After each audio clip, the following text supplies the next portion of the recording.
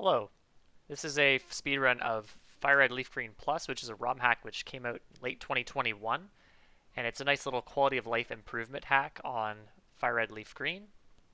This is a speedrun I did on Challenge Mode, which is a special feature that was added into this hack. There are difficulty modes you can set in sort of the main starting screen, and so this run uses the hardest difficulty, which is challenge mode. It also uses a few other functions which make it a little bit easier than you would expect for a challenge mode run. However, some of the fights are still quite difficult, and I'll explain a little bit about that. So let's get started.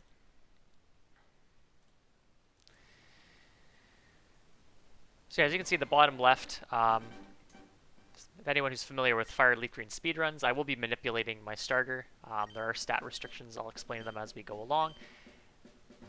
Also, you noticed right off the bat, this hack allows you to choose between playing on Fire Red or Leaf Green, and this is very nice because it allows you to complete the decks on one save file. Obviously, for this speed run, we're trying to go as fast as possible, but Leaf Green is the preferred version because if you want to go for backup cut HM friend later on, Leaf Green has better options. The Nidoran female and the Sandshrew are better to catch than Nidoran male and Ekans. You'll see also there's instant text, which is super good because it allows the game to go really quick. It's a nice, fast little speed run. And you also get the running shoes straight off the bat. So the RNG manipulation here, the list of Squirtles that are possible are based on each seed, which is based on your trainer ID. So by checking my trainer ID right off the bat, I'm presented with a list of Squirtles based on the stat requirements that I've provided. I use an external tool for this. And then I have to hit a one-frame window to hit that specific Squirtle on this specific text box.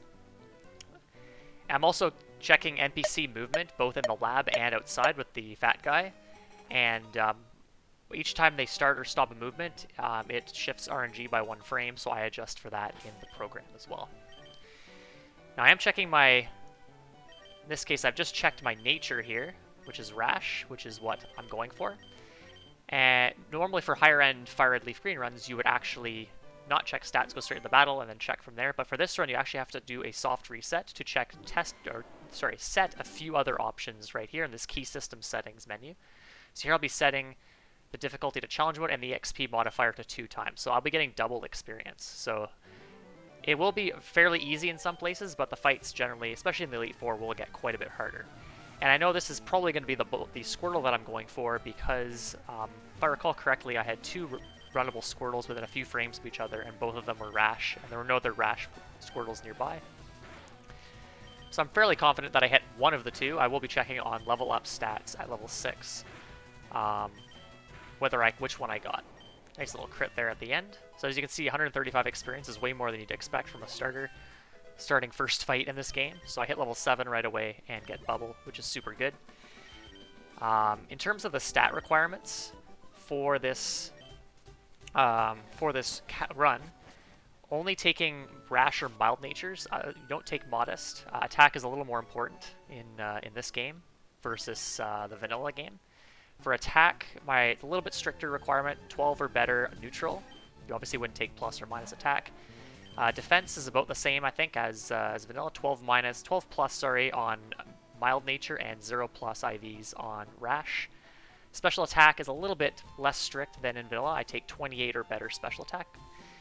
Special defense, any IV on either minus or neutral special defense. And speed is about the same, actually, as vanilla with 22 or better neutral speed. So very, very similar stat requirements. You can also see that there are a few other options.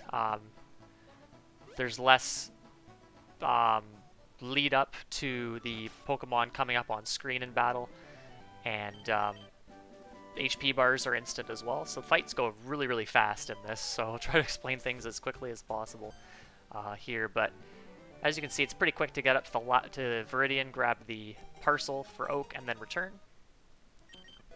So it's not too bad here. I didn't give Squirtle a nickname as well, and that's because it's instant text. You actually just lose time giving Squirtle a nickname, and that's also why I don't give my rival a nickname as well, because it takes a little bit longer to do so.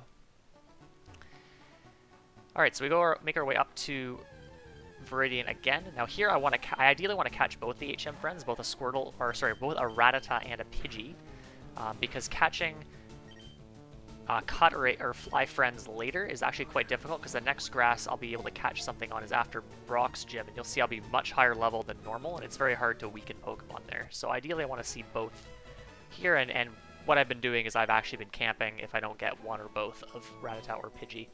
But in this run I actually was able to get a 1% encounter immediately after the Rattata, which after you get an encounter in Fire Red, Leaf Green, you have about 6 or 7 tiles of immunity after that encounter. This also applies to battles with trainers, where you cannot get an encounter except for a 1% chance. So I have a 1% chance of getting an encounter within 6 grass tiles of a previous encounter. So I was a little bit lucky there to get the Pidgey as well, which is what I was going for. So I have both of those pretty fast. One nice benefit of getting one or both of the HM friends is that old man doesn't do the catch tutorial. If you don't catch either of them, he does show you how to catch Pokemon. So that's a nice little improvement as well. Alright, so we're heading into Viridian Forest. Pretty much the same as Vanilla, Fire Red, Leaf Green. Skip all the trainers in here except for the last one, which is mandatory. Grab this antidote and run from all encounters. Another nice little improvement in battle, which you'll probably see here, is to go from fight straight to run. You just press B on that little menu and your cursor moves immediately to run, and then you can run away straight off the bat, which is very nice to do. Encounter luck is pretty good up to Sammy, so that's good. You want to get as few as possible. The encounters are about the same as Vanilla, so don't have to worry about anything crazy high level showing up. Level 5 Pikachu is still quite scary. It can outspeed. So here's where we see what we mean by challenge mode. So this Weedle in Vanilla is normally level 9, but it's level 10 here. So all the trainer Pokemon have Pokemon 1 to 9 levels higher, depending on how far you are into the game. So for the final champion on Elite Four Round 2, his Pokemon are 9 levels higher, and the first trainer here, other than the first rival battle, is they start at 1 level higher, and it increases as we go. So this fight's pretty straightforward. Just spam Bubble. And ideally we want to get poisoned, and for that reason we can manipulate our HP after this battle to have a faster minion fight in Brock's gym. This is also done in the regular speedrun as well. As you'll see here, I got poisoned, so I'll be taking poison damage till I think 3 hit points. This will allow me to have Torrent for the first Pokemon, which in this case is actually not required. You can actually, at this level, one-hit the Geodude on this first fight without Torrent, but with the 28 or 29 special attack, it would be impossible to knock it out. So this allows to always one-hit this Geodude, and then you level up twice after defeating this Geodude because he gives you a lot of experience because of the double experience yield. And this HP that I'm going to arrive at, which is 7 HP I believe, is going to be enough HP to tank a scratch from all but one of the 16 possible rolls from this Sandshrew. So we do risk a 1 in 16 death here, but this allows me to one-hit or two-hit the Sandshrew with Torrent Bubble rather than 3-hit. It's a 2-hit range without Torrent, so getting the guarantee with Torrent is obviously much more preferred. And as you can tell right away, because of all this extra experience I'm getting, Squirtle gets Water Gun immediately after Liam, which allows Brock to be pretty much a free fight. In Vanilla, you have to use Bubble and be at low enough HP, and even still it can be risky because there are damage ranges to worry about. But in this run, Water Gun one-hits everything in this fight, no problems at all, don't need Torrent or anything like that. The one thing that can happen is Onix is always faster and does do damage, but based on my HP, he's not going to go for his scariest move, Rock Tomb, and even if he did, you would still one-hit anyway. So the most damage he can do is probably a Tackle crit or a Sand Tomb crit, and even then that doesn't do enough damage to knock me into Torrent. And there we go, with about 9 minutes into the run, already defeated Brock. And also be getting Wartortle as well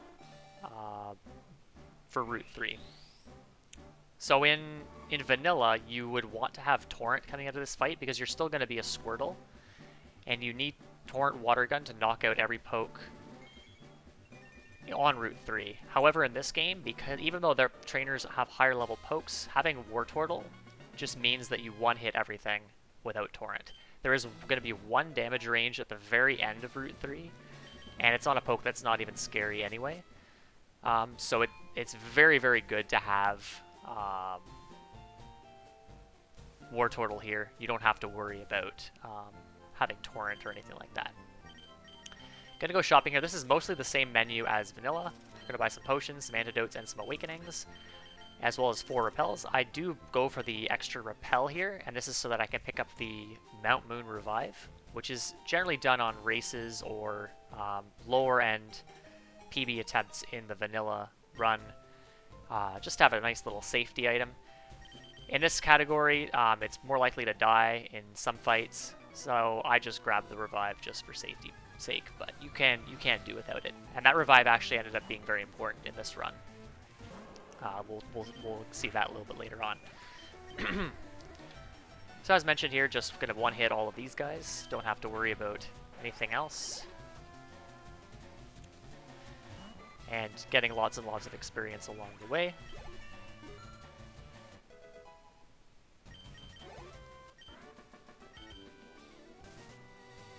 Now here I'm fighting the Bug Catcher. It's actually about as fast to fight the Bug Catcher as it is to fight the girl up above. But the Bug Catcher gives a little bit more experience, and that experience allows us to hit a specific threshold for later on. Even though this guy has 2 more pokes than the girl above, in order to fight the girl and progress the route, you have to actually go back to Pewter City and reset the route in order to continue, and that's the reason why it's about the same amount of time to do the Bug Catcher. Level 19 means we learn Bite and teach that over Bubble. We don't need Bubble anymore, and Bite's going to be a very useful move. We're going to keep that for the entire run, just like that is done in the Vanilla run. This fight here is against James. Now his Metapod, his last Pokemon, is actually a 13 and 16 range. I found that out on a recent run. I didn't realize it was a range, but it is. But this Metapod only knows Harden, so even if you do miss it, it's not a terrible loss to hit him. It's just a small amount of time. But that time I hit the range, so that's good. And so I have both of my HM friends here, so I'm just going to dodge the Jigglypuff girl here. If I didn't have a cut friend, I could catch a Nidoran female. This is where Leaf Green is useful, because Nidoran female is much more common in Leaf Green. And what you would do is you would tackle the Nidoran female to be able to knock it to an HP, so you could catch it. You're much less likely to KO a Nidoran female than you are a Nidoran male, and that's why Leaf Green is the preferred version. Although, ideally, you just catch both of them on Route 1. Picking up the Persimberry here, so that's going to be used for, as you would probably expect if you've watched runs of this game, you'd use it for, we're going to be using that for Misty. There's a lot more chances to take Water Pulse damage in that fight, so equipping the Persim there is really nice. And I equipped the Repel there because I want my Repel to run out a little bit before I get near this girl here. So if I Repel at the start of Mount Moon, my Repel runs out right in front of the girl, and because it's instant Repel, the girl can actually hit you if you don't physically stop. So it's nice just to have that Repel and start a little bit earlier, so it start well before you get to her, and then you can just pass. I am going to be fighting one optional. So in the Vanilla game, you'd fight either this Rocket Grunt, the Hiker, the Bug Catcher, or Youngster Josh. And this run, most of the time, I'm going to be fighting this Rocket Spinner. You're going to have to pass him anyway, and it's just easier to fight a Spinner than it is to dodge him. However, in some situations, depending on my speed IV, I might want to fight Youngster Josh, who has 2 Rattatas and a Zubat. He gives 2 more speed EVs, and those speed EVs can actually be useful to outspeed some Pokemon later on in the run. And in fact, for this speed, 28 speed, I should have been fighting Youngster Josh. I had just figured out that the Youngster Josh strat after I did this run. So we'll see what happens later on when we get to that point. This fight here against the Rocket, pretty free. There is a range on this Zubat. It's a 6 and 16 range with Bite. but I got the range, so I don't have to worry. That thing can confuse you and take away the berry, which can be quite annoying, especially with Misty coming up, but didn't have to worry about that there. Moving on to the Grunt, so this Grimer's a 2-hit with Bite, and I got the Flinch, which is really good. This Grimer can really only just Sludge, which isn't really a terrible thing, so it can deal some poison damage, but most of the time, it's this fight's pretty okay. The Voltorb, in most cases, is a very bad range, or even impossible to take out without a critical, so you always have to, most of the time you're 2-hitting that. And then the Coughing, I got a crit on that. That Coughing is actually a 9 and 16 range with Bite, so the critical is kind of useful there. And you'll see right at the end of that battle, I hit level 23, and that's a very nice EXP threshold because I'm going to be, just like in the vanilla category where you hit level 18 after Mount Moon, where you candy to level 20, in this case I'm going to candy from level 23 to level 25 in order to fight the next fight, which can vary depending on how you feel. So I'm going to grab Mega Kick here. I tried really hard to avoid teaching this move. It's a very powerful move, but it can miss a lot, and many people have lost runs to this, but it's really can't do the run without it. So I picked that up. Now at this point here, you can either fight Misty, like you do in Vanilla, or you can go up Nugget Bridge and fight your rival and then do the Nugget Bridge section. The problem with fighting Nugget Bridge first is you don't have Water Pulse, so you really want to end up in Torrent after the rival fight in order to be able to one-hit a lot of the Pokemon on Nugget Bridge. It is generally better to fight Misty first if you have really high defenses. I don't have the best defenses here, and my attack isn't very good either. The Bulbasaur with high attack, if you do hit the rival late, you can actually one-hit with Mega Kick, but my attack would not be able to do that, so I opted to go for rival first and hope that I get knocked into Torrent after this fight. So for this fight, 2-hit the Pidgeotto with Bite. That's really nice to get the flinch there, although I do want to take some damage. So Water Gunning it twice might be the better play. I bite the Bulbasaur into Mega Kick Miss, an old classic. So I'm going to use the Awakening. I will be getting a Vine Whip here from the Bulbasaur into a really nice HP. So I'm at 22 HP, which is Torrent. Torrent is the ability of Wartortle, and it's below 1/3 of its HP. It does 50% more damage. So that's super good to get. I did get exactly Torrent, 24 of 72 after the level up here, but the Rattata gives me a quick attack and knocks me into Deep Torrent, and this will be enough HP that I can stay in Torrent all the way till the Rocket at the end of Nugget Bridge. That's the most important section to have Torrent for.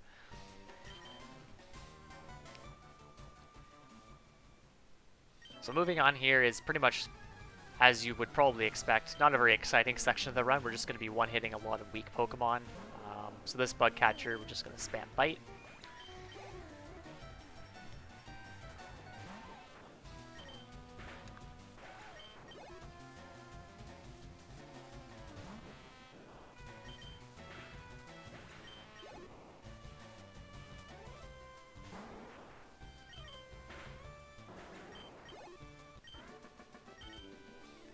And the next fight is actually exactly the same as Vanilla. If you do Misty first, you get enough EXP and enough levels to be able to bite the Oddish here. But I still have to Mega Kick it with late Misty strats. So you're level 28 or 29 for late Misty, or early Misty rather. So that's enough damage to use. You need that you can bite the Oddish as opposed to Mega Kick it. Luckily I hit the kick, so that's fine. The next fight here, this is the first fight where having Torrent is useful on late Misty. This Ekans coming up here is a 2-hit with Water Gun without Torrent. So he can knock you into Torrent, but it's obviously slow and he may just either miswrap or use Leer or something like that. So he doesn't really. He can also just troll and waste time. So it's nice to have Torrent for him. For Nidoran, the Nidoran fight here, you can one-hit both of them without Torrent. They are ranges. So with this special attack, it would be a 13 and 16 without Torrent on the male and 9 and 16 on the female. But because I have Torrent, I don't have to worry about that. I just one-hit them both. And this Mankey would be a 9 and 16 range without Torrent, but again, easy pickings with Water Gun. And obviously if I did Misty early, I'd have Water Pulse here, and so that's why Torrent isn't needed if you do late or early Misty. This fight here is the last fight where Torrent is required. So this guy's Ekans would be a 12 and 16 range without Torrent. Here it's obviously going to be guaranteed. You can see here I'm almost out of Water Gun PP. Pretty much spammed Water Gun for most of the last dozen or so fights. And getting close to running out. Luckily there is an elixir coming up here above this rocket that I'm going to grab. And so this is actually going to be the first of 3 instances where I fight a trainer which is a tiny bit slower, but gives more experience. And the extra experience is much more useful to hit a specific threshold later, which we'll talk about. But we'll fight Mr. Franklin here. He's got only 2 Pokemon compared to the Onix trainer, who has just the Onix. So it's a little bit slower to fight him, but the extra experience is really useful. Grabbing the elixir, now we're just going to do a dance around this Spinner Dan. Hitting him is actually not too bad. He has just 1 Pokemon, but because I already got extra experience from Franklin, hitting him wouldn't really provide any useful experience. So I'm just gonna dodge him. Fighting Kelsey. Kelsey is pretty much free. Don't need Torrent for this. Just spam Water Gun. I'm also gonna fight Hiker Knob. This guy has 2 more Pokemon than the youngster above him, or the camper, which makes him a tiny bit slower. However, the extra experience is extremely beneficial. And he has 4 easy-to-defeat Pokemon with Geodude, 3 Geodudes, and a Machop. Not too bad at all to deal with here.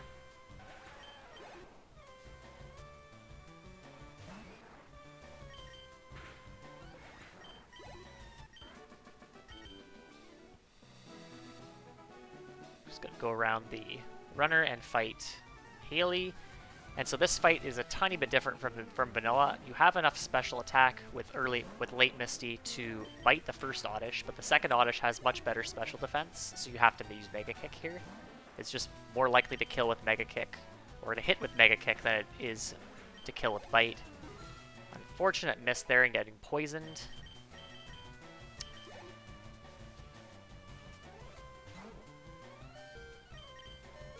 And take out the Pidgey with Bite. Here I kind of was a little bit hesitant as to what I wanted to do. I thought about using the antidote, and I probably should have at that point, but it's not a huge deal. I do need to heal for the next fight anyway, so it would have made sense just to heal there, because I'm going to have to heal anyway. So that was a bit of a misplay, but not a huge deal. We're going to go save Bill.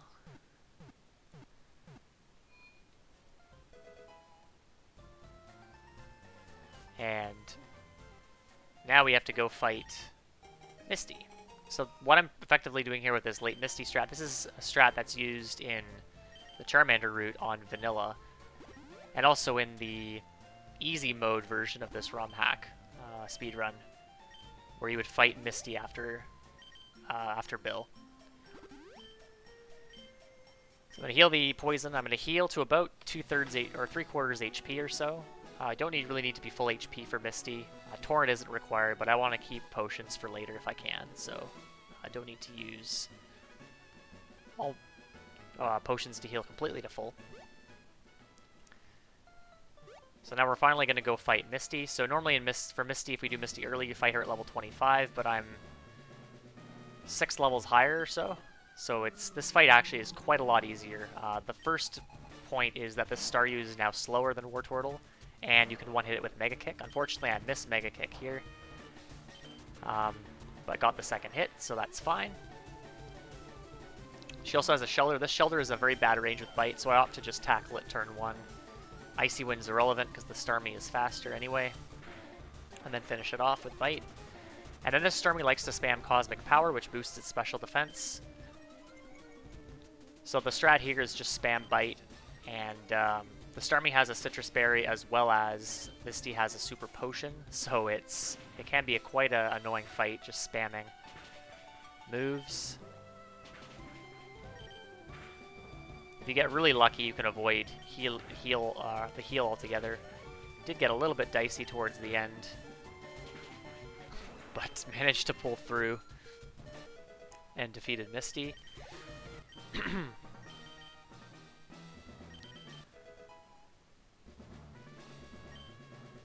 So yeah, so all the gym leaders in this ROM hack in challenge mode have one extra Pokemon. They have one more Pokemon than they do in vanilla, but some other team is also a little bit different. So they may have 2 different Pokemon as opposed to, but one more Pokemon in total than they would otherwise. So I did a quick menu there. I taught Water Pulse, which is going to be a very useful water move I'll use for most of the run, and also just healed a little bit as well because I am at very low HP, and there is a Pokemon coming up that has Quick Attack, so I don't want to die to that.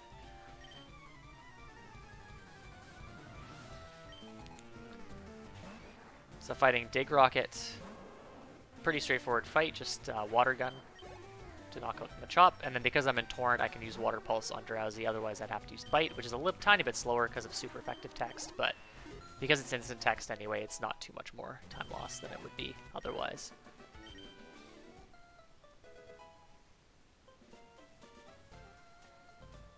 Okay, now we're going to go off to Vermilion City to fight Rival on the SSN, and then go fight Surge.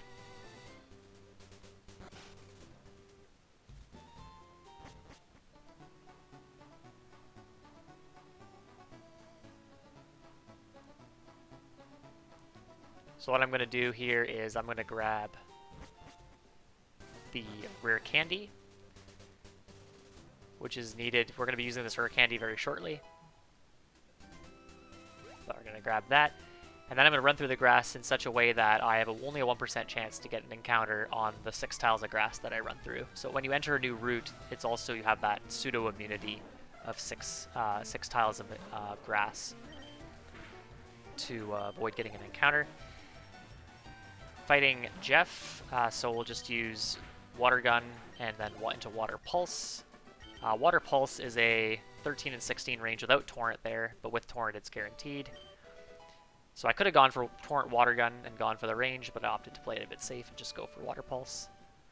Picking up a Max Ether, that's kind of an extra backup safety play. Could be useful later on if you get trolled. We'll see if that happens when we get there. And then I'm just going to go do a quick shop for some Super Potions, some Paralyze Heals, as well as some Repels. Pretty much the exact same shop that's done in Vanilla for Vermilion.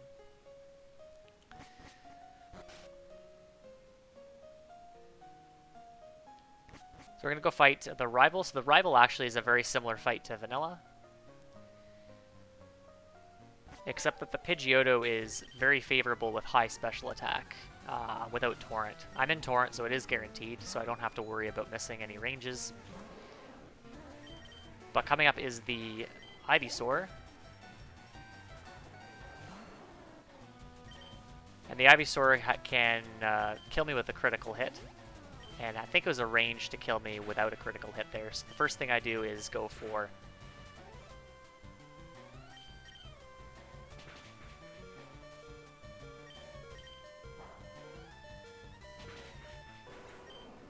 the Super Potion. And then unfortunately I miss a kick and get poisoned, so that means I faint. So luckily I have that safety revive that I grabbed. And this is the only death that this run had. No wipes, no resets anywhere. But this is the kind of the one blemish. I kind of got a little bit unlucky. Torrent Water Pulse doesn't kill. Plus Bite. I learned that real quick. Probably should have known that because I routed this game, but no matter. And then we can actually go ahead and just finish off the last 2 with Water Pulse. And because the Kadabra is slower, in Vanilla you'd switch to Bite if you use Water Pulse on the Raticate, because the Kadabra, unless it can kill with Confusion, will go for Disable. But you don't have to worry about that here because you outspeed the Kadabra. So that was a kind of a slow fight. Probably the worst. This is probably the worst split of the entire run overall, just because of the slow rival fight, as well as not a great cans puzzle, but that's more of an RNG thing than anything else. Teaching cut to Rattata. And then I'm going to take the bed heal here. Now, if I was in Torrent, I could skip this bed heal, and I could actually go into Surge in Torrent. And for a slightly safer fight, which we'll see a little bit later.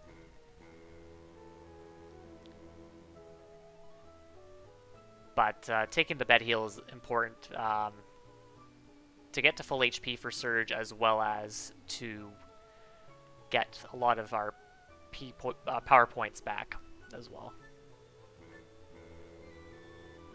So it's a pretty quick little detour and totally worth it. So next is Surge's Gym. So one thing I actually do have is I have auto run on, so I'm not even holding the B button to run here. So what I do there is I actually turn off auto run, so I can pass these spinners. Because if you try to run past a spinner, they turn immediately and see you. But in order to do the TMK spinip or the pause to be able to pass them, I can just walk right past as long as I back out of the menu immediately and don't run. As long as they're turned away, of course. So cans is pretty much an RNG fest. As with vanilla, it's once you find the first can, the second can is in one of the adjacent cans. So ideally you'd go to a corner can, which I got here. So what I'm actually going to do is I'm actually going to do this little menu. I'm going to candy just hit level 35 after Rival. That allows me to candy to 36 and get Blastoise for Surge, which is super nice. This allows me to outspeed Surge, all of Surge's Pokemon. So as you recall earlier, I fought Hiker Franklin instead of Hiker Wayne, who's the Onyx trainer, and I also fought Hiker Knob instead of the youngster above him. And that allows me to get this meet this experience threshold.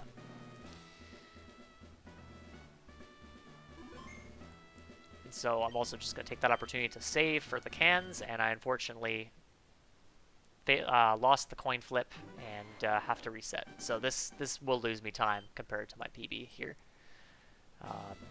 Kind of a luck of the draw kind of situation.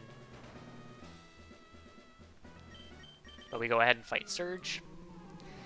So Surge is quite a bit better than in Vanilla. So for this Voltorb has Protect, which I think it did use here. Yep. But otherwise it's pretty harmless. It is a 14 and 16 range without Torrent. This Jolteon I use Mega Kick on. If I had Torrent, I'd use Water Pulse, and it'd be a one-hit KO. And same thing with this Electabuzz. Now I unfortunately missed Mega Kick here, I believe. Yep. And missed two Mega Kicks, actually. So I got double Shockwave from the Electabuzz, and then I got paralyzed by the Static, which tends to happen a lot. And then for Surge, I outspeed the Raichu, and it went for counter there for some reason. I think I was actually speed tied. And this Raichu likes to use Hidden Power. It can use Shockwave. I think it's more likely to use it when it can knock you out with it. But I got a little lucky there because the first Water Pulse just knocked him to an HP, whereas Berry didn't pop. And also, I got knocked into Torrent, so it was guaranteed to knock him out turn 2. So it was a fairly favorable 91% range to 2-hit KO with the special attack I had, but the Torrent guarantees that. So you're very likely to get paralyzed after that fight. I don't believe the Raichu knows. I think it actually might know Thunder Wave. But you don't have to worry about using Mega Kick on the Raichu. Just the strat is pretty much just spam Water Pulse, because it's fairly harmless, especially since you're a pretty tanky Blastoise. So no worries there.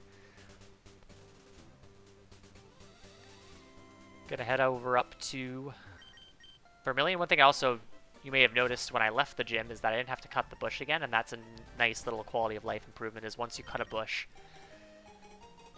in this ROM hack, you don't have to cut it again. So you'll see when I leave the bike house and equip the bike and use it after using the Paralyze heal, I don't have to worry about cutting the bush a second time, which is pretty useful. So the thing about this bike in this hack is there's two speeds to the bike. The first speed is the standard speed bike for Fire and Leaf Green. The second speed is effectively Mach Bike speed, the bike you get in Pokemon Ruby, Sapphire, and Emerald. The main difference is there's no acceleration, so you go 0 to 100 immediately. So it allows you to move around pretty quickly in the overworld. So for this fight here, the Oddishes are ranges with Bite, but they're guaranteed with Torrent Water Pulse, so I'm going to opt to switch between Water Gun or Water Pulse and Bite. Bite for the Bellsprouts, Torrent Water Pulse for the Oddishes to guarantee the one hits. Tiny bit of time loss, but safety is definitely good.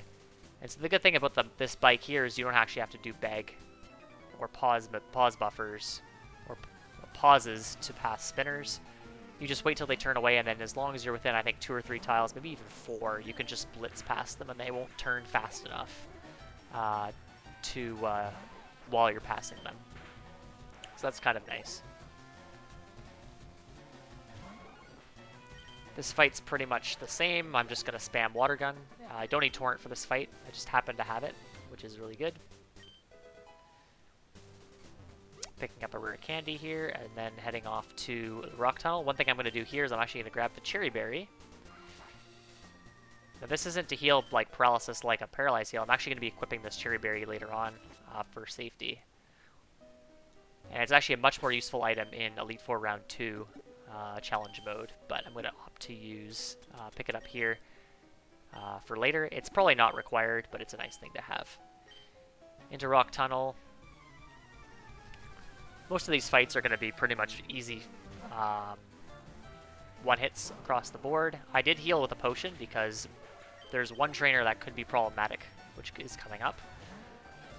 So I'm going to opt to play it a bit safe and heal a little bit of HP. You don't need Torrent for this section at all, so healing there is totally fine with this route.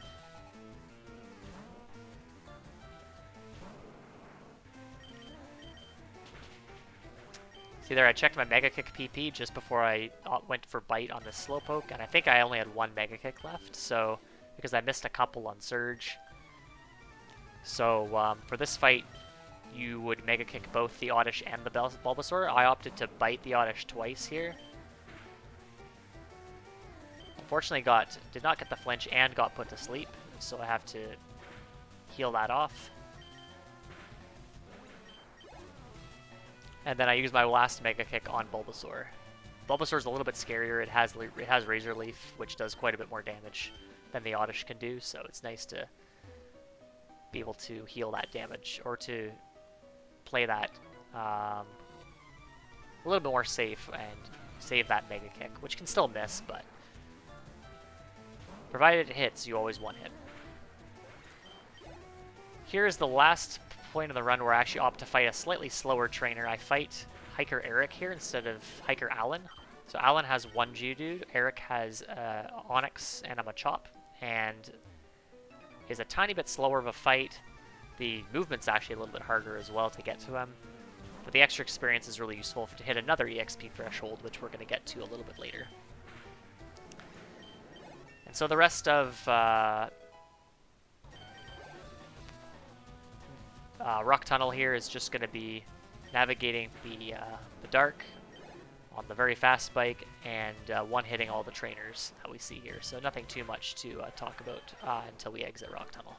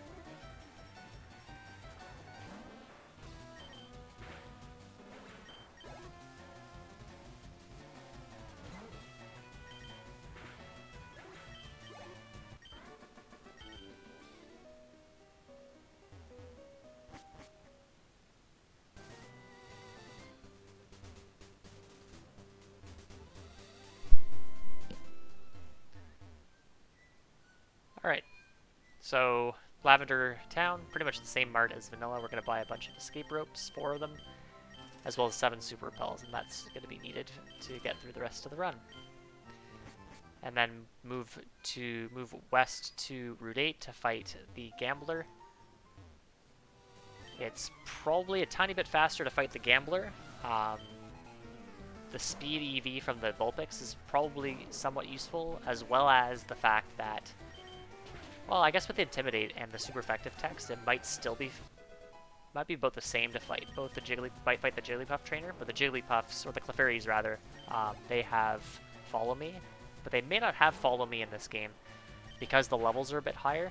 So we're going to see an example later on of a fight that's quite a lot safer now because of the higher level that the opponent has. The Pokemon will may forget specific moves, which were scary in Vanilla. Gonna head over to the game corner. Pretty much still following the exact same progression as the Vanilla.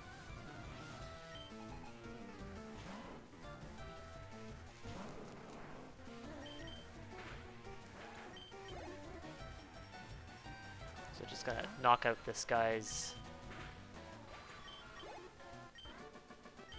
2 Pokemon. Pretty much everything in the hideout is a one-hit except for the Kangaskhan at the end, but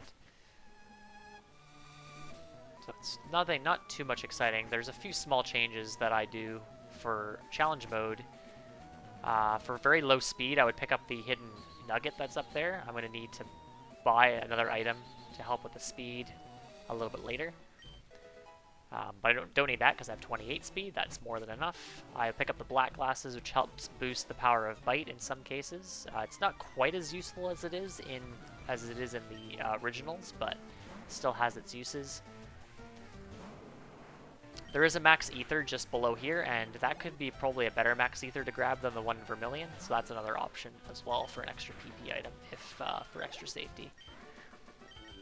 But I didn't need to grab that because I grabbed the one in Vermilion.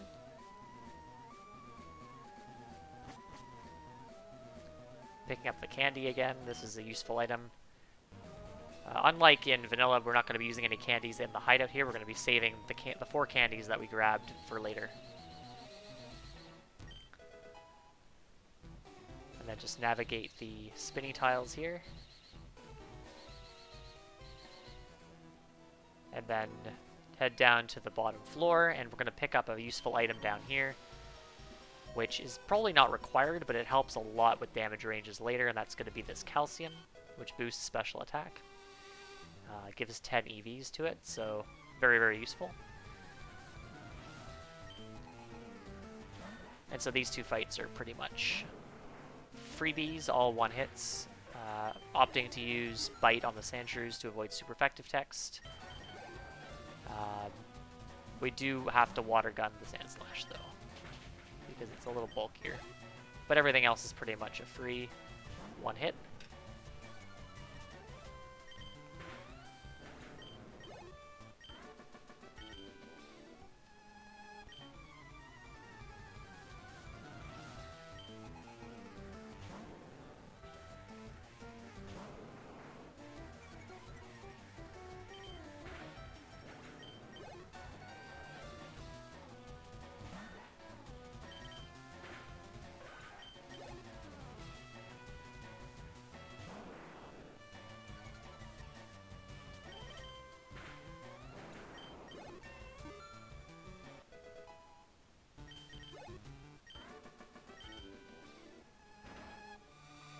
Okay, Giovanni. So this fight is pretty much the same as Vanilla. However, we can bite the Kangaskhan turn 1. And into 2 water pulses. I think in this run I just spammed water pulse. But if you're in Torrent, you 2-hit it. So generally pretty safe. You're a lot bulkier now because you're a much higher level. But definitely possible to lose runs to this guy in the vanilla game as well. Okay, so we're gonna just pick up the Sylph Scope, and you notice there in my bag, I didn't mention this, but the bag is kind of split up into a lot more pockets. There's a pocket for regular items, pocket for medicine, pocket for balls, for held items, as well as for key items. So it's a little more awkward to scroll through the menus as it would be. So I'm going to buy some X items here. I'm going to buy a couple X defense, a couple X speeds. If you have lower speed, you need to buy 3 X speeds, as well as some X specials and some X accuracies. If you picked up that extra nugget in the hideout, you would sell both the nuggets, both the one from on Nugget Bridge as well as that nugget, and you'd buy a Carbos there for some extra speed. But my speed is good enough. One thing that I realized after the run is that I probably should be buying. Well, actually, no. For this speed, I don't need to buy. Or no, I do need to buy 3x speeds. Never mind. So I only bought 2. But you can still make do with 2. It's just a tiny bit riskier. Alright, so this menu here is kind of awkward. You have to do a lot of weird stuff. So use a Sewer Repel, toss the Moonstone just to make some space in your bag and allow for easier scrolling. Slide over to the key items and teach Fly to Pidgey. At this point, I should have probably used the Calcium, but I'll just do that later. Not a big deal. And then equip the black glasses as well. And then I'm going to fly over to Lavender and fight Rival. Now, so this fight's a great example of being a higher level, or the trainers being higher level, actually makes the fight a lot better. So in Vanilla, this Pidgeotto has Sand Attack. And so if you go for the strategy where you use X specials, it can be a bit risky if he does Sand Attack, because then you have a chance to miss and pretty much lose the run to Ivysaur, Razor Leaf, or something like that. But for this run, the Pidgeotto is taught over Sand Attack, so he doesn't know Sand Attack anymore, so you're free to set up 2 X specials. He pretty much just spams Wing Attack.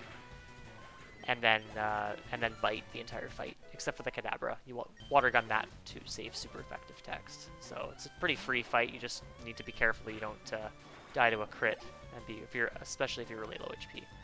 So, and it's really only a factor if you enter the fight at extremely low health. But Torrent not really required for this at all. You just use a bunch of bites.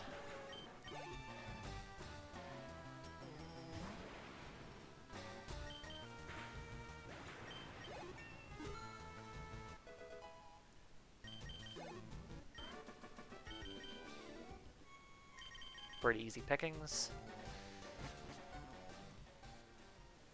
So the one key difference, the tower is pretty much is going to be exactly the same as Vanilla. There's going to be one key difference, and that's going to be up here. I'm actually going to take this heal pad.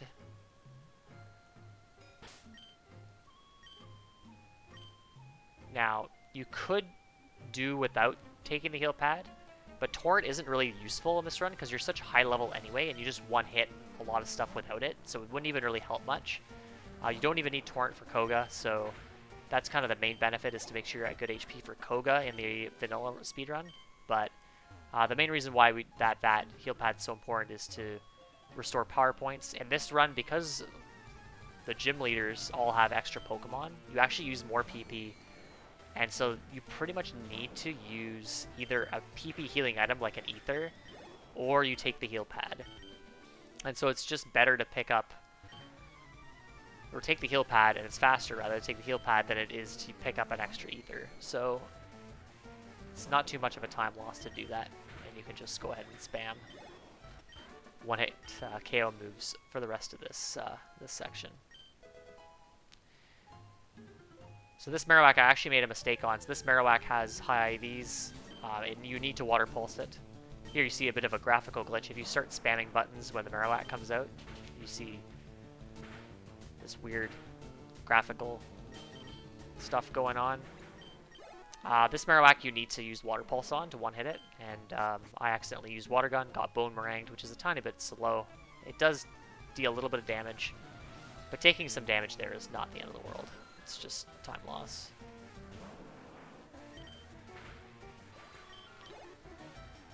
And then these 3 fights are pretty much going to be spam water moves. The Drowsy coming up on the second fight is a range with low special attack, 28 or 29 special attack. Still favorable range, but it's guaranteed with 30 special attack, so don't have too much to say here.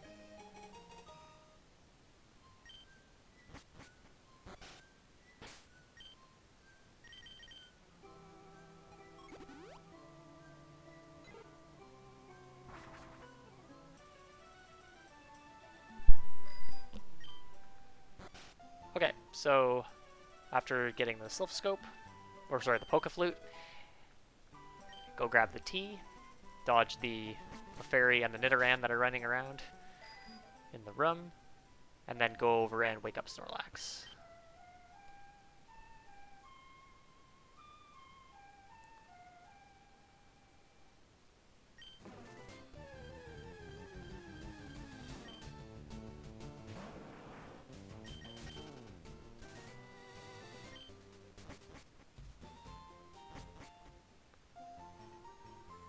So dodging these bikers, you can either just wait till they spin and bike around them. I opted to just do a bag pause in order to freeze the second one in place and to be able to bike around both of them. You can do a single bag to pass all of them in vanilla as well. I think it's a slightly risky pass, but it's guaranteed with the fast bike.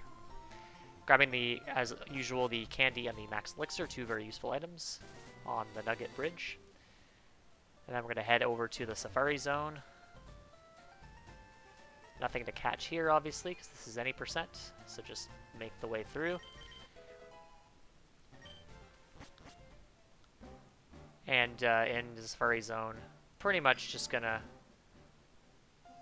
traverse this area as quickly as possible, picking up a couple items along the way.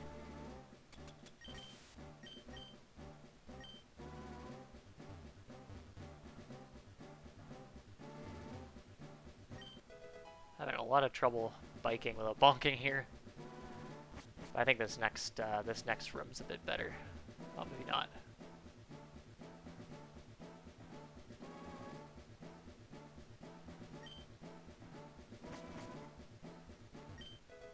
Grab the gold teeth, that's a required item to get strength later, and I'm also just going to pick up this extra safety revive here. If I had the revive still in my inventory, I wouldn't grab this, but just to be safe. Grab the Surf HM, and then head off to Fuchsia Gym. So flying out of the Safari Zone is faster than retiring, and then flying from there. Oh, kind of awkward movement there. And so for this gym again, I want to make sure I'm avoiding having auto run on because there's a couple spinners to pass. So I'm going to teach Surf to Blastoise. Water gun.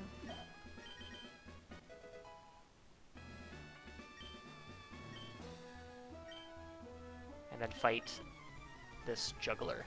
So this fight I could actually just spam Surf on, and the only one of the Drowsies, the very last one, would be a damage range. However, what I'm going to do instead is I'm going to save some Surf PP. I'm actually going to bite the first 2 Odyshes, or Drowsies. They're 15 and 16 ranges, so pretty safe to go ahead and bite.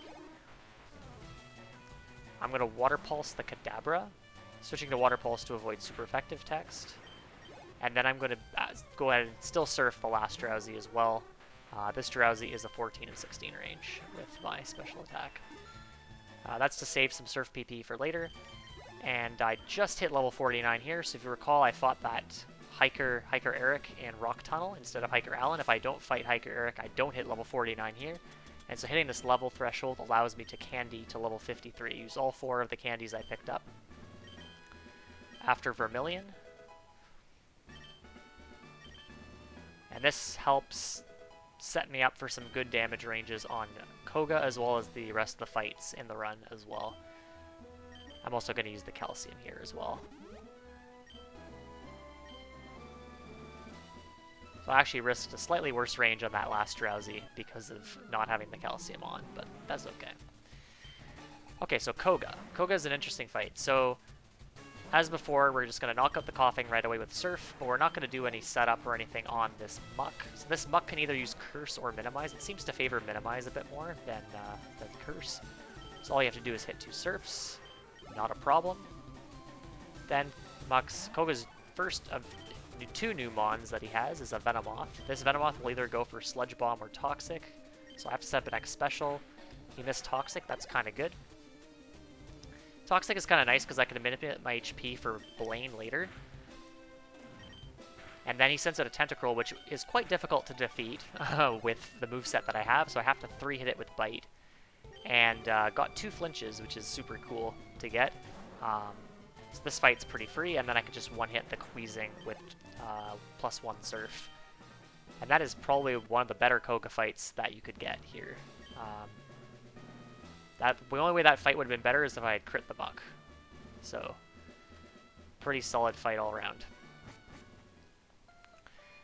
The Tentacruel, depending on your special attack, can be ranges with bites. You can surf it on the 3rd turn as well for a bit of safety. Alright, so next up, heading over to getting Strength from the Warden, and then head over to Cinnabar Island to get the Blizzard TM in the mansion, as well as fight Blaine. And so I mentioned, if you get poisoned in Koga, you can actually manipulate your HP for Blaine. Now, unfortunately, that is not a possibility for me, since I did not take any damage from that fight at all. So I'm kind of stuck with the high HP, which is workable, but it's a little bit dicier and slower on the Blaine fight, which we'll see a little bit later.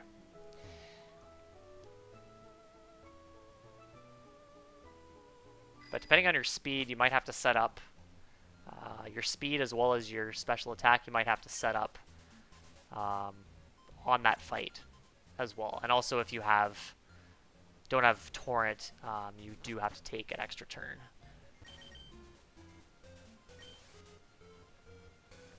So heading into the mansion. There is a Carbos down here. You would generally grab that with specific speed values. Now for this run I did grab it. However, for 28 speed, I recalced it. You actually don't need the Carbos here at all. I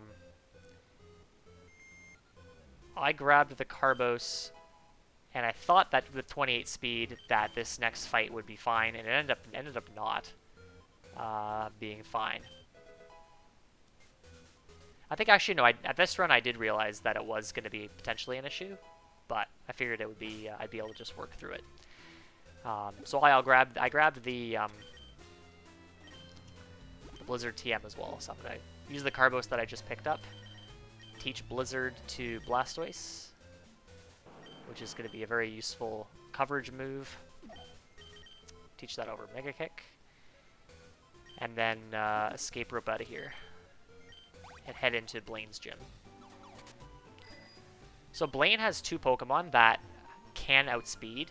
He has a Rapidash and as well as an Arcanine, and the way it works out with the way the Arcanine and the Rapidash's speed stats are, is you level up, you're level 55 for the Rapidash, and you're level 56 for the Arcanine, and the Arcanine has 2 more speed than the Rapidash. So in almost all cases, if you're slower or speed tied with the Rapidash, you will also be slower or speed tied with the Arcanine.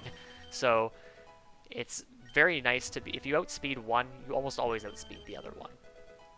I did not realize this actually until I did this run. I knew going in that I would be speed tied with the Rapidash. So the way this Rapidash would work, actually I'll explain the Rapidash a little bit later. The Ninetales here is a 13 and 16 range without Torrent. If you miss it, it goes for Sunny Day, and it's really slow because you have to set up X specials. So that's not great. So Magmar comes out next.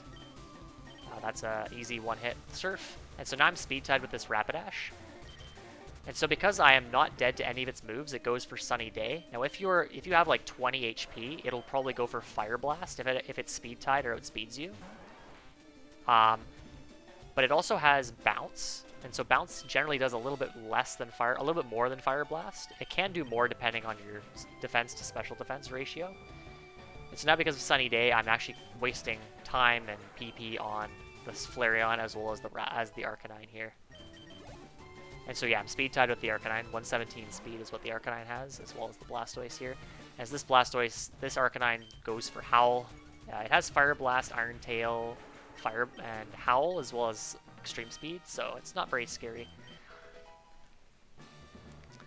But if you are, so back to that Rapidash, it also has Solar Beam. So if you're only dead to Solar Beam, it will go for Solar Beam, and so even if it speed ties you, you're able to knock it out because Solar Beam is a charge move. If you do get Sunny Day from Ninetales, if you miss that range, then you probably have to X speed no matter what. So in future, generally the strat is going to be to pick up a third X speed just as a safety play in case you do miss the range. If you're in Torrent, then it's no big deal. I mentioned earlier you could fight youngster Josh in Mount Moon to get a couple extra speed EVs, and it's for certain speed IVs. Those extra speed EVs matter enough that you would fight Josh in order to outspeed Rapidash and Arcanine. So it's kind of a very situational play there. And so obviously the extra Carbos you could buy in Celadon as well would matter. But in this particular scenario, we're 28 speed. I think the strategy is to just X speed on the Magmar. So what the Magmar does is it uses Seismic Toss. It also has Thunder Punch, I believe. But it won't go for Thunder Punch unless it can kill you with it. So generally with the HP that I was at, I was pretty safe to go X speed and take maybe 40-ish damage from the Magmar. So not a terrible alternative, and that would have been faster than what ended up happening with the speed tie with the Rapidash into Sunny Day. Okay, so Erica, this fight, she has 4 Pokemon, and you have to with my current HP situation, I have to Blizzard 3 of them, so it is beneficial to use an X accuracy here. So here, picking up a Chesto Berry and equipping it could be beneficial because you then would just wake up immediately once the Victory Bell uses Sleep Powder. But using the X accuracy is nice because then you're 93% to hit the 3 Blizzards that you need to hit. The Tangela goes down to Bite. It's pretty bad special defense, so you don't have to worry too much about that. If you're in Torrent, you can actually Torrent Surf the Victory Bell as well as her Parasect here, and then only Blizzard the Vileplume. So if you are in Torrent, you wouldn't need to X accuracy. You would just YOLO 1 Blizzard and 100% hit the other 3.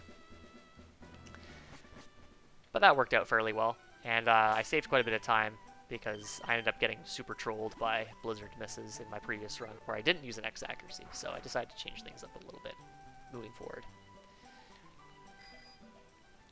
Okay, so again, after, like we do in the vanilla run, after Celadon Gym, off to Saffron to go to Silphco. And so this first fight coming up against a rival is pretty much the same as vanilla.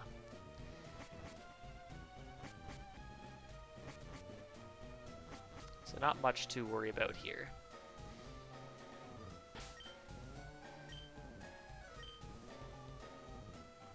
Again, I'm going to turn off auto run to pass this spinny tile rocket. And to pick up the card key. I'm going to use the max elixir here, and I believe I healed a tiny bit as well. Actually, maybe not. I think for this run, the HP that I was in, if I was in Torrent, I would definitely want to heal, just for safety's sake.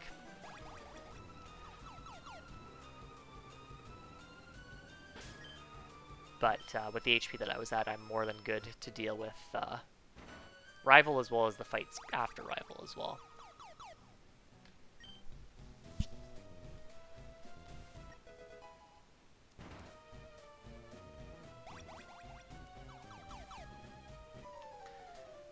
Okay, so Rival pretty much has, it's the same team as Vanilla here, so the Rival actually doesn't have different teams, he just has higher level Pokemon than before. So the strategy for this fight is to set up an X Special and an X Accuracy, and then use pretty much one-hit everything in the fight. The Gyarados is a range, depending on how good your special attack is. So Surf the Pidgeot. If you're in Torrent, you can use Water Pulse. Venusaur, Blizzard, obviously. I should look into Torrent Surf on the Venusaur, see if that is viable strat. Could be, but it might be, you might need to set up too many items for that. I don't think it is going to be worth it. And then the Gyarados is a 15 and 16 range with my current special attack, so it's pretty safe to knock that out in one hit, and then bite the Growlithe, as well as Water Pulse the Alakazam.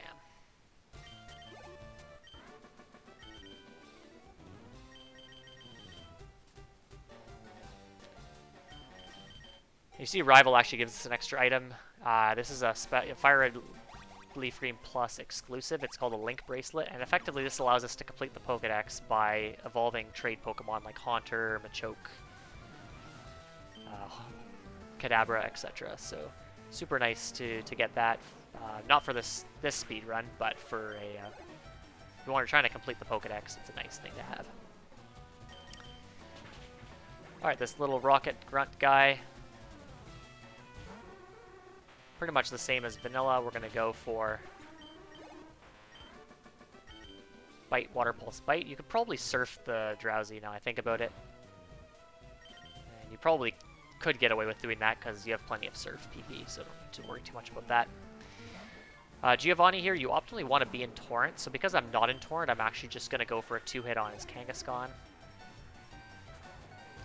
So I'm going to Surf both Nidorino and Nidoqueen. You would Water Pulse them if you're in Torrent. And then the Kangaskhan is a 1-hit KO with Torrent Surf, but because I'm not in Torrent, I'm just going to Pulse it twice. It does know Endure as well, so sometimes even if you can 1-hit it with Surf, it still is a 2-hit, which is a bit unfortunate, but not the end of the world. Down goes Giovanni 2. And now we're off to go fight Sabrina. So Sabrina's a slightly different fight. So in the vanilla games, you would be in Torrent and you would just 1-hit everything with Surf and then X Speed on her Venomoth. She does not have a Venomoth in this game. She, I guess, lent her Venomoth to Koga. In this game, she has 3 different Pokemon, actually. So she doesn't have a Kadabra anymore. She still has the Alakazam and the Mr. Mime, but she has 3 other ones, including a Hypno Lead. So if you're in Torrent going into this fight, you can just Surf right away. But because I'm not in Torrent, I'm going to use an X Special. And it uses Calm Mind, unfortunately, so I'll have to bite it twice. That's not a huge deal.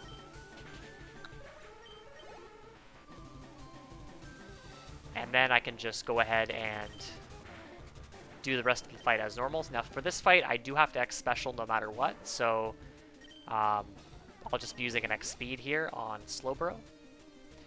And so if you're in Torrent, you want to set up your HP so that the Slowbro can't kill you after a curse, so its main move that it uses is Shadow Ball. So if you set up 2X items, or you want to make sure that you're not dead to +1 Shadow Ball, and so that it's forced to set up a second curse, and then you can knock it out turn 2. So that's something I should fix on my notes as well, because my notes say to set up to survive +2 Shadow Ball, but it should be +1. And then the X Speed allows me to outspeed the Alakazam. I'm not sure what exactly the Alakazam has, but you might be able to get away with just taking a hit from the Alakazam. But it's not terribly inconvenient to just set up an X speed, so can't really complain about this. I am gonna have, no matter what my HP is coming into this gym, if my HP does get pretty low, I do have to heal for Giovanni 3 no matter what, so taking that extra damage probably isn't a good idea anyway, especially if you have high HP coming in here. So for this gym, pretty much just one hit all the pokes of the 2 fights that are mandatory, so Black Belt as well as the Cool Trainer. For this Black Belt, if you're a Torrent, you can just Water Pulse everything, but I'm going to Surf the 2 Machokes. And then Cool Trainer Warren is just Water Pulse spam. You can bite the Rhyhorn, but it's probably it's just more convenient to just spam Water Pulse rather than switching between Bite and then going back to Water Pulse later on. So for in vanilla, the way the XP and the route works is you always have enough speed, IV as well as EVs, to outspeed his Dugtrio. And so, and I believe this is something I should probably look into, but you may not need to X speed on Dugtrio at all, because you do set up twice on him anyway. And so if you don't X speed, as long as you outspeed the rest of his pokes, which I think you do no matter what, you could just avoid the X speed here. But what I'm going to do is, what you generally do is heal to a fairly decent amount of HP in order to survive 2 Earthquakes from his Dugtrio, which you're setting up on, as well as Kangaskhan. He has a Kangaskhan in this hack, which uses Fake Out, so you want to make sure you have enough HP for that. So with 19 physical, or 19 neutral defense, you want to be above 93 HP, but not so high that you're out of Torrent for the Kangaskhan. So 100 HP is perfect. So I didn't need to heal for this fight. So X speed turn 1, use an X special as well, and then go ahead and Surf the Dugtrio. So you could actually avoid probably setting up the X speed and just set up the 1X special and then take the hit from the Dugtrio before knocking it out. So that's something that could probably save a little bit of time as well as money to do that. And I believe the Kangaskhan is a nasty moveset, so you definitely want to have +1 and Torrent for the Kangaskhan. And then you could just Water Pulse the last 2 mons in the fight for the easy win.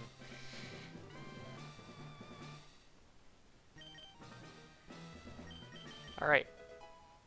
Looking pretty good on time, so 2 minutes ahead, coming out of Giovanni. The rest of the run, the fights, except for Rival, coming up here, can be quite trolly and difficult, so this run is kind of interesting in that even though it is challenge mode, with the double EXP modifier, it is a pretty easy run up until the Elite Four. And then after that, it becomes quite a bit challenging. So I'm going to heal to full before arrival, and this is the first safety save I'm going to take in the whole run. I saved specifically because I'm actually going to skip X accuracy. I'm going to save an X accuracy for an extra X accuracy for the Elite Four. But probably could have gotten away with using it here, because I need 1X accuracy for the Champ as well as for Lance. But it is nice to have one as a backup for Bruno. But most of the time, as we'll see later, the X accuracy isn't really useful. So it's probably better to just not YOLO the Blizzard here on the Venusaur and just use the X accuracy and go for the 93% instead. But no harm, no foul.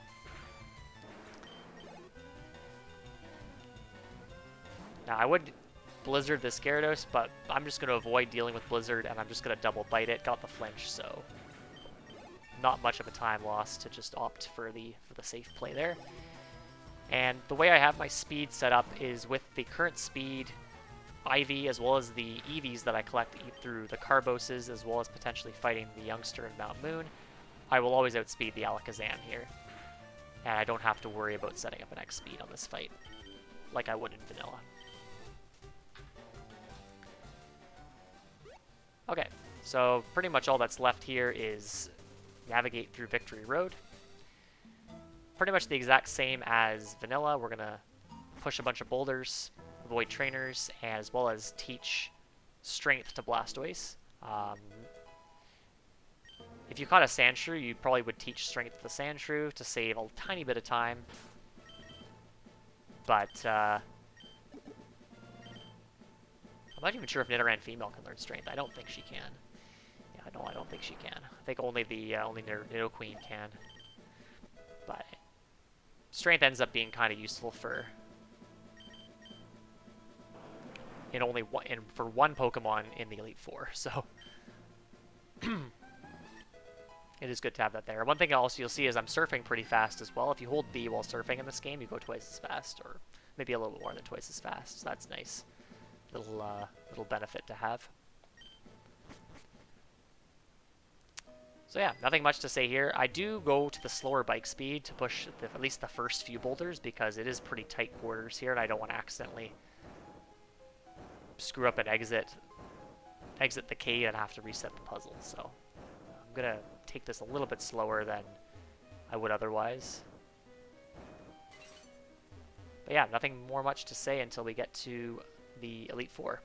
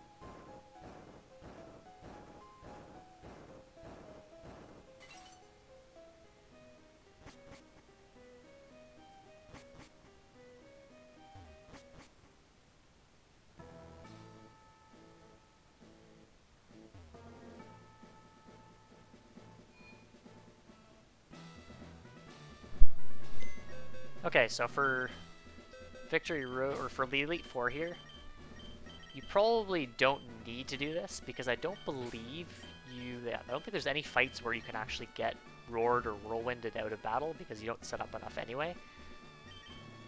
But dying after a bunch of setup, the X items in this are pretty tight, so Blastoise fainting is actually really bad. Even if you bring your HM friends in. So it's just faster to deposit them for the Hall of Fame as well.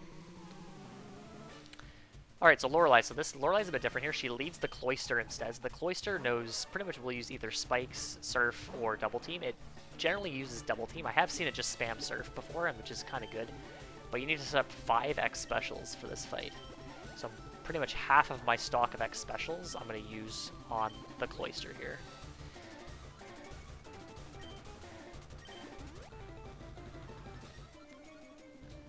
And so, luckily Cloyster has bad special defense, so you can actually just use Bite on the Cloyster, and you've got tons of PP to work with if you miss.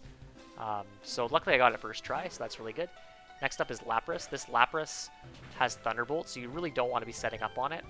And so with the Citrus Berry, taking the Citrus Berry into account, it's 100% guaranteed with Bites ×2. This Dugong, you can't knock it out with Surf. In this case, I could have. So this is a slight misplay. I didn't realize that being in Torrent, I could one-hit this Dugong with Surf. But the strat here is to go for Strength plus Surf, and generally with good special attack and good attack, it is guaranteed. I believe with my stats, it was pretty much guaranteed with my stats.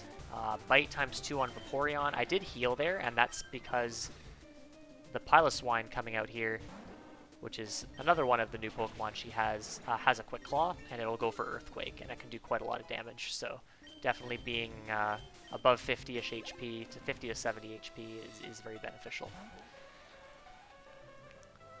And then Jinx just one hit with Surf. So this fight generally can be a little trolly, but it's very difficult to die to this fight, unless something really weird happens. So Bruno is actually really, really difficult in this game. His lead is not very well suited for Blastoise at all. Made a slight mistake here, probably should have used a full restore, but that's okay. We're actually going to save.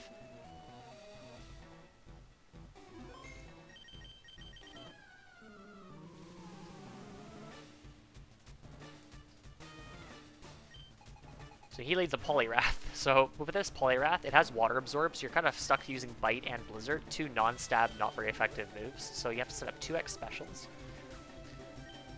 And it knows Focus Punch. Focus Punch is pretty much its only attacking move. So I've set up 2x specials, and then Bite, plus 2 Blizzards. It does have leftovers, and you can 3-hit with those 3 moves, provided you don't miss Blizzard. So luckily I didn't miss any Blizzards, and didn't get hit by Focus Punch at all. You can set up a 3rd X special on Hitmonchan, because the Machamp is going to be a damage range coming up, but it's 13 and 16, so it's worth going for, and because of my high HP, it's more likely to just use Bulk Up anyway, so not very likely to die, even if I do miss the range, although Bruno will heal, so it's not a great situation, obviously, time-wise. So I opted to not set up another X special on the Hitmonchan, and just start raining down Surfs. And got the range on the champ, so that's perfect.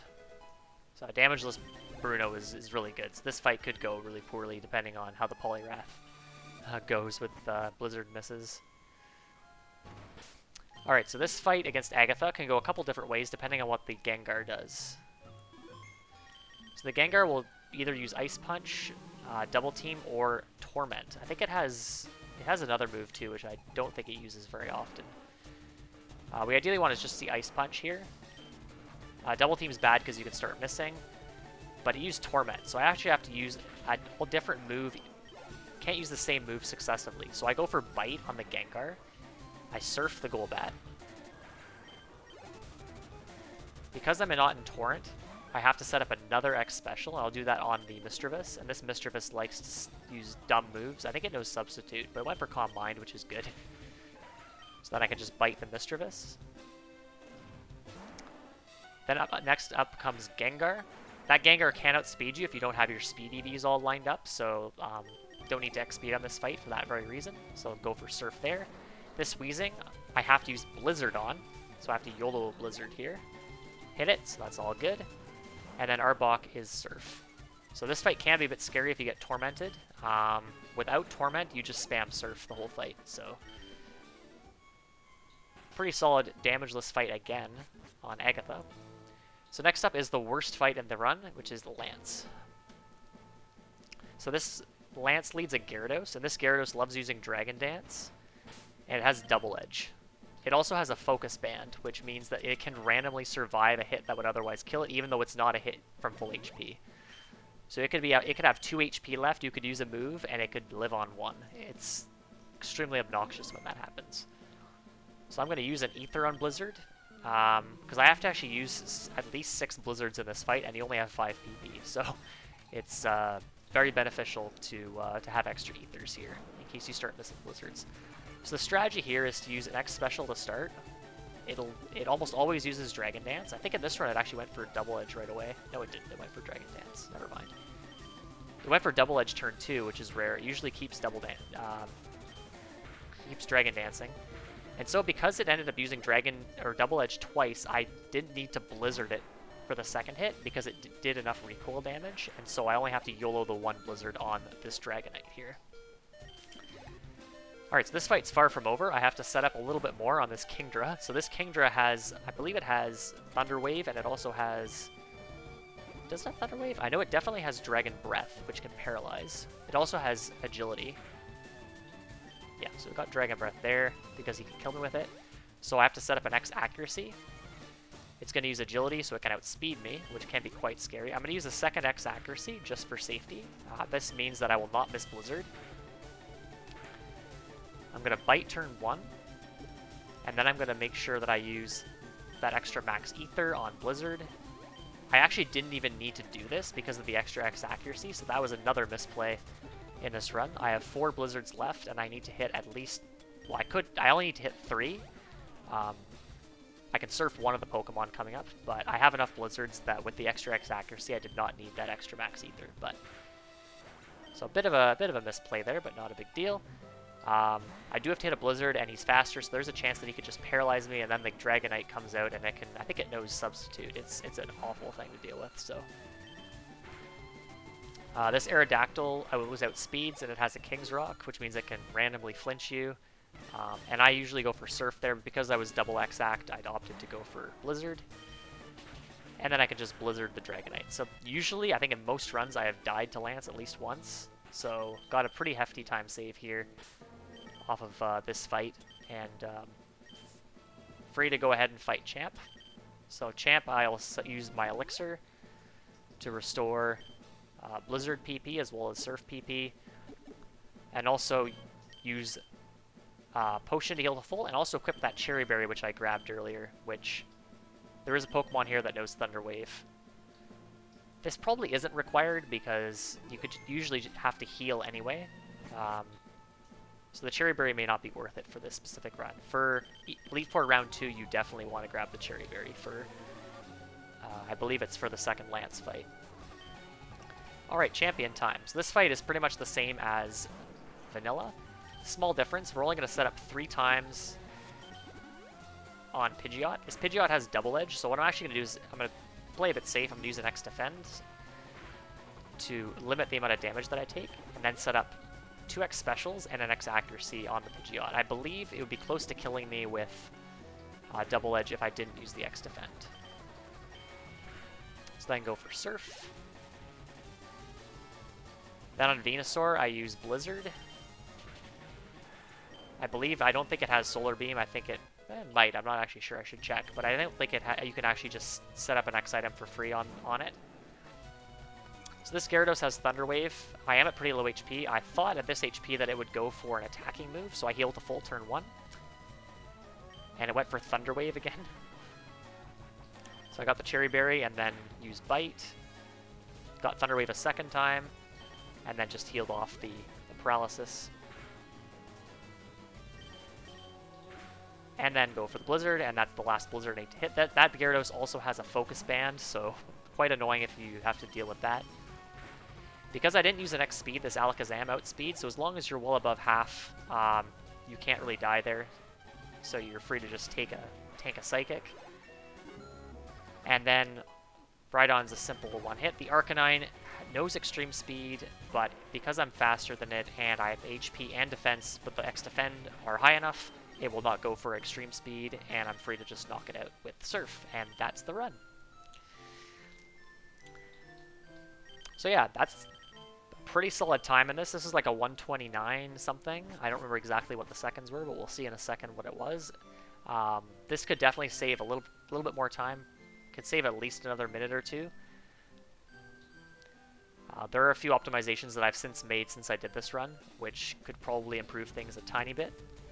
But overall, this is a pretty solid showcase of the route and the various strats that have gone into it. So yeah, that's pretty much it for the run. Thanks for watching.